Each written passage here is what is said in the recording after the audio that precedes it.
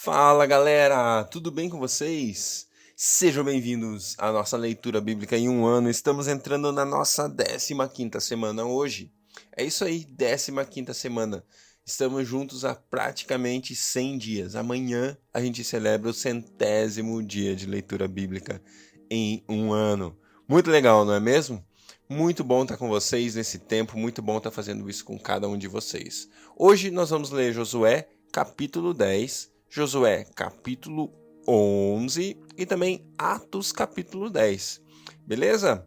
Vamos nessa, galera. Sem mais delongas. Pai, muito obrigado por esse dia especial. Muito obrigado pelo seu amor, pela sua vida em nós, Pai. Nós queremos celebrar e viver a vida que o Senhor nos deu de uma maneira intensa, de uma maneira verdadeira, de uma maneira justa e íntegra diante do Senhor, Pai. Pedimos a sua presença.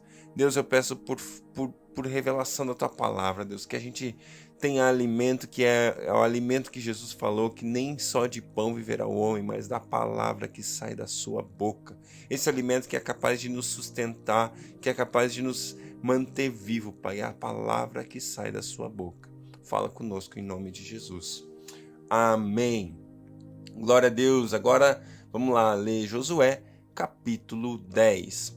Sucedeu que Adonizedeque, o rei de Jerusalém, soube que Josué tinha conquistado Ai e tinha destruído totalmente, fazendo com Ai e seu rei o que fizera com Jericó e seu rei, e que o povo de Gibeon tinha feito a paz com Israel e estava vivendo no meio deles.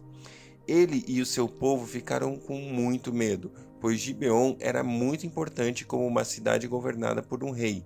Era maior do que Ai, e todos os seus homens eram bons guerreiros. Por isso, Adonizedeque, rei de Jerusalém, fez o seguinte apelo a Oão, rei de Hebron, a Pirã, rei de Jarmute, a Jafia, rei de Laquis, e a Debir, rei de Eglon. Venham para cá e ajudem-me a atacar Gibeon, pois ela fez paz com Josué e com os israelitas.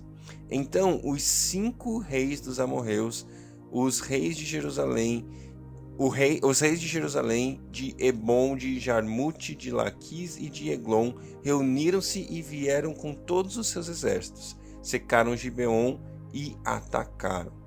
Os gibeonitas enviaram esta mensagem a Josué no acampamento de Gilgal: Não abandone os seus servos, venha depressa, salve-nos, ajude-nos, pois todos os reis amorreus que vivem nas montanhas se uniram contra nós. Josué partiu de Gilgal com todo o seu exército, inclusive com seus melhores guerreiros, e disse o Senhor a Josué: Não tenha medo desses reis, eu os entregarei nas suas mãos. Nenhum deles conseguirá resistir a você. Depois de uma noite inteira de marcha desde Gilgal, Josué os apanhou de surpresa. O Senhor os lançou em confusão diante de Israel, que lhes impôs uma grande derrota em Gibeon. Os israelitas os perseguiram na subida para Bet-horon e mataram por todo o caminho até Azeca e Maquedá. Enquanto fugiam de Israel na descida de Bet-horon para Azeca, do céu o Senhor lançou sobre eles grandes pedras de granizo, que mataram mais gente do que as espadas dos israelitas. No dia seguinte, o Senhor entregou os amorreus aos israelitas. Josué exclamou ao Senhor na presença de Israel: Sol, pare de Gibeon, e você, lua, no vale de Aijalon. O sol parou e a lua se deteve até a nação vingar-se dos seus inimigos. Como está escrito no livro de Jazar, o sol parou no meio do céu por quase um dia inteiro não se pôs. Nunca antes nem depois houve um dia como aquele, quando o Senhor atendeu a um homem. Sem dúvida, o Senhor lutava por Israel. Então, Josué, com todo o Israel, voltou ao acampamento em Gilgal. Os 5 reis fugiram e se esconderam na caverna de Maquedá. Avisaram a Josué que eles tinham sido achados numa caverna em Maquedá. Disse ele: Rolem grandes pedras até a entrada da caverna e deixem ali alguns homens de guarda, mas não se detenham. Persigam os inimigos, ataquem-nos pela retaguarda e e não os deixem chegar às suas cidades, pois o Senhor, o seu Deus, os entregou nas suas mãos.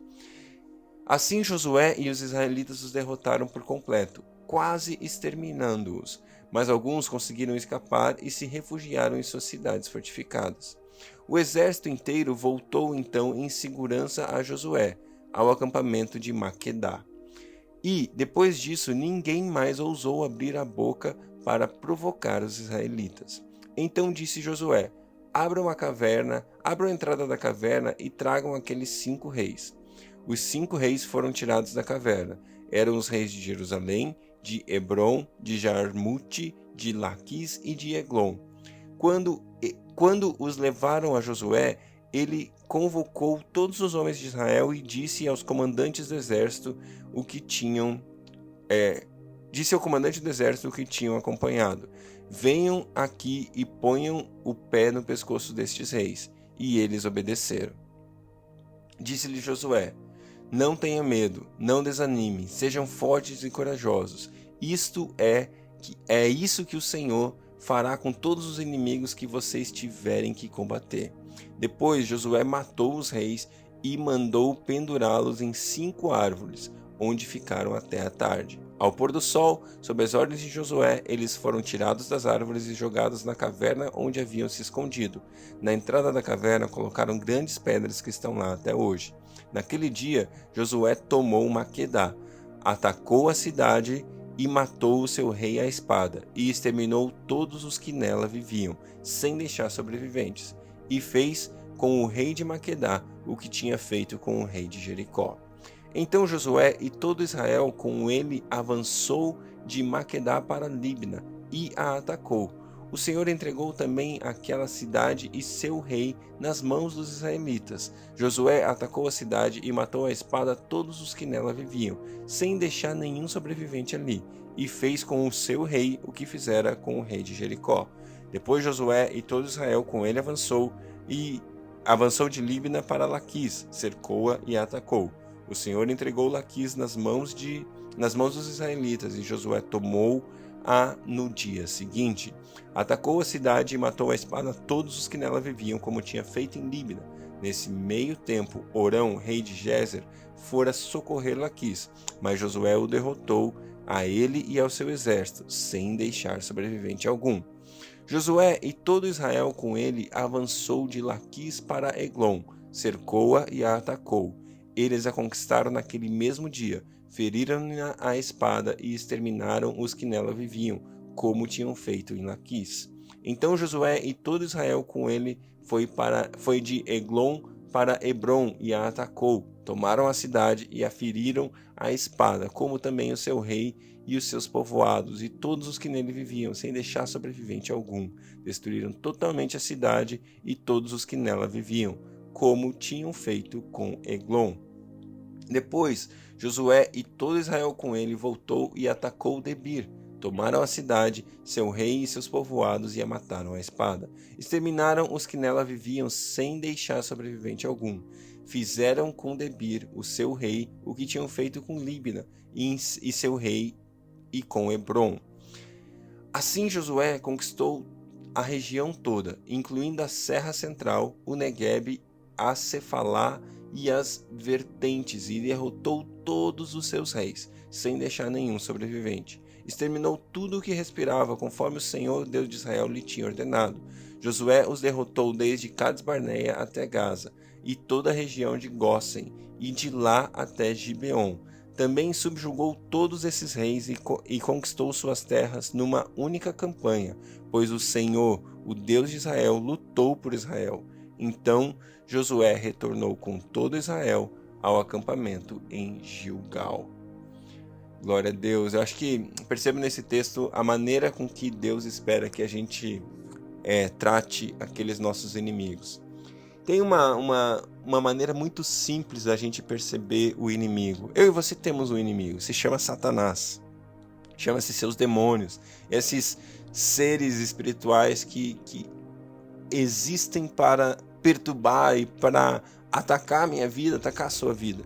E uma coisa muito importante que eu e você temos que aprender é que Satanás só tem o poder sobre a minha vida depois que eu e você aceitamos Jesus, depois que eu e você nos convertemos a Jesus, depois que eu e você entregamos nossas vidas a Jesus. Satanás só tem poder na nossa vida se nós dermos a ele esse poder. Ele não pode nada contra mim, ele não pode nada contra você, a não ser aquilo que você permitir que ele faça. A não ser aquilo que você abra legalidade. Assim como a gente vê aqui nesses textos, houve um momento que o povo pecou, há uns 2 capítulos atrás aqui em Josué, e o povo foi derrotado. Mas enquanto o povo vive de uma maneira reta e íntegra, enquanto a gente está em Jesus, enquanto a gente coloca a nossa vida diante dele, eu te digo, Satanás não pode nos tocar. E é muito interessante aquele momento que Josué fala para os israelitas colocarem ali o pé no pescoço dos 5 reis. Esses 5 reis são uma figura do mal, uma figura do nosso inimigo. E quando você coloca o pé no pescoço de alguém que está no chão, você olha como para o inimigo? Você olha de cima para baixo. E eu quero encorajar você, nesse dia, a olhar Satanás de cima para baixo. Olhe para ele, para como ele está debaixo dos seus pés. Ele já foi derrotado. Jesus Cristo já venceu Satanás e seus demônios na cruz do Calvário. Você não precisa viver você não precisa viver debaixo do tacão do inimigo, mas ao contrário. Jesus já venceu. E Jesus fala, coloca aí o seu pé no pescoço dos seus inimigos. Olhe de cima para baixo, porque eu e você já vencemos com ele. Porque ele venceu. Eu e você somos mais que vencedores. Josué, capítulo 11. Quando Jabim, rei de Azor, soube disso, enviou mensagem a Joabe, rei de Madom, aos reis de Siron e Aksaf, e aos reis do norte que viviam nas montanhas na Araba do sul de Quinerete, na Cefala de Nafote-dor, a oeste, aos cananeus a leste e a oeste, aos amorreus, aos hetitas, aos ferezeus e aos jebuseus as montanhas, e aos heveus no sopé do Hermon, na região de Mispa. Saíram com todas as suas tropas, um exército imenso, tão numeroso como a areia da praia, além de um grande número de cavalos e carros. Todos esses reis se uniram e acamparam junto às águas de Merom, para lutar contra Israel. E o Senhor disse a Josué, não tenha medo deles, porque amanhã, esta hora, os entregarei todos mortos a Israel, e a você cabe cortar os tendões dos cavalos deles e queimar os seus carros. Josué e todo o seu exército os surpreenderam junto às águas de Merom e os atacaram, e o Senhor os entregou nas mãos de Israel, que os derrotou e os perseguiu até Sidom, a grande, até Misfote-Meim e até o vale de Mispa a leste. Eles os mataram sem deixar sobrevivente algum. Josué os tratou como o Senhor tinha ordenado, cortou os tendões dos seus cavalos e queimou os seus carros. Na mesma ocasião, Josué voltou, conquistou Azor e matou o seu rei à espada. Azor tinha sido a capital de todos esses reinos. Matou à espada todos os que nela estavam, exterminou-os totalmente sem poupar nada que respirasse e incendiou Azor. Josué conquistou todas as cidades e matou à espada os reis que a governavam. Destruiu totalmente, como Moisés, o servo do Senhor, tinha ordenado.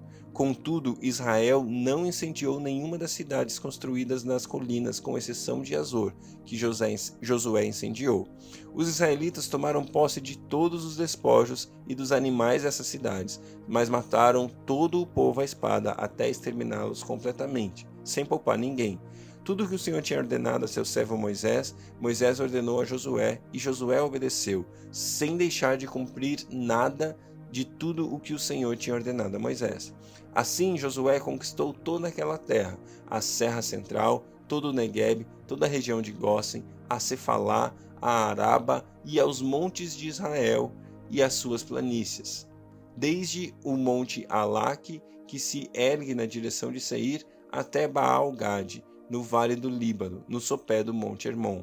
Ele capturou todos os seus reis e os matou. Josué guerreou contra todos esses reis por muito tempo, com exceção dos heveus que viviam em Gibeon. Nenhuma cidade fez a paz com os israelitas, que todas as conquistou em combate. Pois o próprio Senhor que lhes endureceu o coração para guerrearem contra Israel, para que ele os destruísse totalmente, exterminando-os sem misericórdia, como o Senhor tinha ordenado a Moisés. Naquela ocasião, Josué exterminou os Enaquins dos montes de Hebron, de Debir e de Anabe, e todos os montes de Judá e Israel. Josué destruiu-os totalmente e também as suas cidades. Nenhum Enaquim foi deixado vivo no território israelita, somente em Gaza, em Gate e em Asdod é que alguns sobreviveram. Foi assim que Josué conquistou toda a terra, conforme o Senhor tinha dito a Moisés, e deu-a por herança a Israel, repartindo-a entre suas tribos. A terra teve descanso da guerra. Atos 10. Havia em Cesareia um homem chamado Cornélio, centurião do regimento conhecido como Italiano. Ele e toda a sua família eram religiosos, tementes a Deus, dava muitas esmolas ao povo e orava continuamente a Deus. Certo dia, por volta das 3 horas da tarde, ele teve uma visão. Viu claramente um anjo que se aproximara dele e dizia: Cornélio. Atemorizado, Cornélio olhou e perguntou: Que é, Senhor? O anjo respondeu: Suas orações e esmolas subiram como oferta memorial diante de Deus. Agora, mande alguns homens a Jope, para trazerem a um certo Simão, também conhecido como Pedro, que está hospedado na casa de Simão, o curtidor de couro, que fica perto do mar. Depois que o anjo lhe falou, se foi. Cornélio chamou 2 servos e um soldado religioso dentre os seus auxiliares, e, contando-lhes tudo o que tinha acontecido, enviou-os a Jope. No dia seguinte, por volta do meio-dia, enquanto eles viajavam e se aproximaram da cidade, Pedro subiu ao terraço para orar.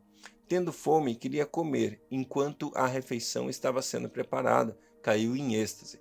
Viu o céu aberto e algo semelhante a um grande lençol que descia à terra, preso pelas 4 pontas, contendo toda a espécie de quadrúpedes, bem como répteis da terra e aves do céu. Então uma voz lhe disse: Levante-se, Pedro, mate e coma. Mas Pedro respondeu: De modo nenhum, Senhor, jamais comi algo impuro ou imundo. A voz falou a segunda vez: Não chame de impuro o que Deus purificou. Isso aconteceu 3 vezes, e em seguida o lençol foi recolhido ao céu. Enquanto Pedro estava refletindo no significado da visão, os homens enviados por Cornélio descobriram onde era a casa de Simão e chegaram à porta. Chamando, perguntaram se ali estava hospedado Simão, conhecido como Pedro. Então Pedro ainda estava pensando na visão. O Espírito Santo lhe disse: Simão, 3 homens estão procurando por você. Portanto, levante-se e desça. Não hesite em ir com eles, pois eu os enviei. Pedro desceu e disse aos homens: Eu sou quem vocês estão procurando. Por que motivo vieram? Os homens responderam: Viemos da parte do centurião Cornélio. Ele é um homem justo e temente a Deus, respeitado por todo o povo judeu. Um santo anjo lhe disse que o chamasse à sua casa para que ele ouça o que você tem a dizer. Pedro os convidou para entrar e os hospedou. No dia seguinte, Pedro partiu com eles e alguns dos irmãos de Jope o acompanharam. No outro dia chegaram a Cesareia. Cornélio os esperava com seus parentes e amigos mais íntimos que tinha convidado. Quando Pedro ia entrando na casa, Cornélio dirigiu-se a ele e prostrou-se a seus pés, adorando. Mas Pedro o fez levantar, dizendo: Levante-se, eu sou homem como você. Conversando com ele, Pedro entrou e encontrou ali reunidas muitas pessoas e lhes disse: Vocês sabem muito bem que é contra a nossa lei um judeu associar-se a um gentil ou mesmo visitá-lo. Mas Deus me mostrou que eu não devia chamar de impuro ou imundo a homem nenhum. Por isso, quando fui procurado, vim sem qualquer objeção. Posso perguntar por que vocês mandaram me buscar?